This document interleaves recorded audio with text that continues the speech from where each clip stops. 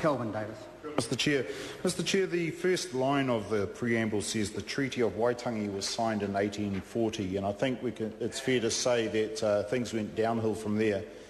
Mr Chair, at Waitangi on the 5th of February, when all the political parties were invited onto the Te Marae at Waitangi, the Prime Minister told Māori to put grievance behind us and to focus on education, and I agree with those sentiments exactly. Because there's a heck of a... the way forward for Māori is to pursue education and to make sure we all achieve beyond our potential. But it's another thing saying just put grievance behind us. I mean, I agree with the sentiment, but there's a heck of a lot that has to actually be done to help us put grievance behind us as Māori. Now, there's not an iwi around the country that wasn't affected by the deeds or misdeeds of the Crown, and the Whanganui Iwi are no different. They had their land taken away from them. They had all sorts of misdeeds perpetuated upon them, and it's only right that this bill is before the House now to help to turn those around and help rectify the wrongs of the past. So, Mr Chair, the preamble of the bill sets out the background to the deed of on-account settlement of historical claims of Whanganui Iwi in relation to the Whanganui Kaitoke prison and part of the Whanganui forest.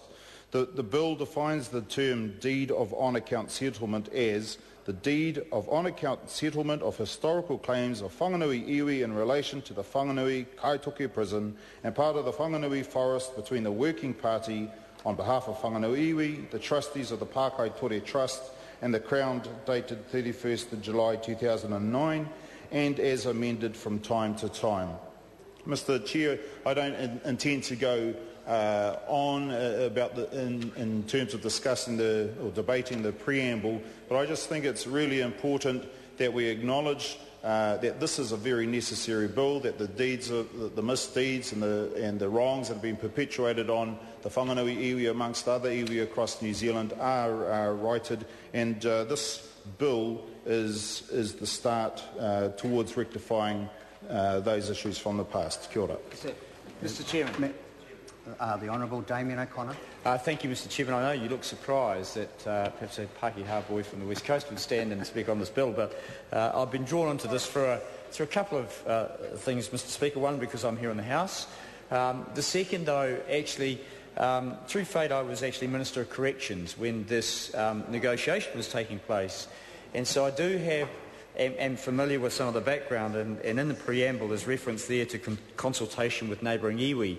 And I visited the prison on one particular occasion, Mr Speaker, where the Honourable Tarian Turia was there, and I think it's fair to say that we had to negotiate a sensible position, because at that time, of course, there was dispute about which particular iwi was tangata whenua when visiting the prison, and so being conscious of that, when the agreement in principle was brought to me as Minister of Corrections to assign over, well, half the land, of course, effectively fee simple, to Ngāti Apa, North Island, then I was somewhat concerned. I wasn't sure what this might mean, and knowing full well that there had been discussion between iwi, and that while the Crown had a clear obligation to settle this with iwi, I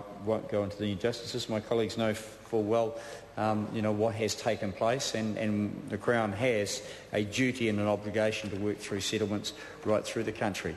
I think this is a sensible one.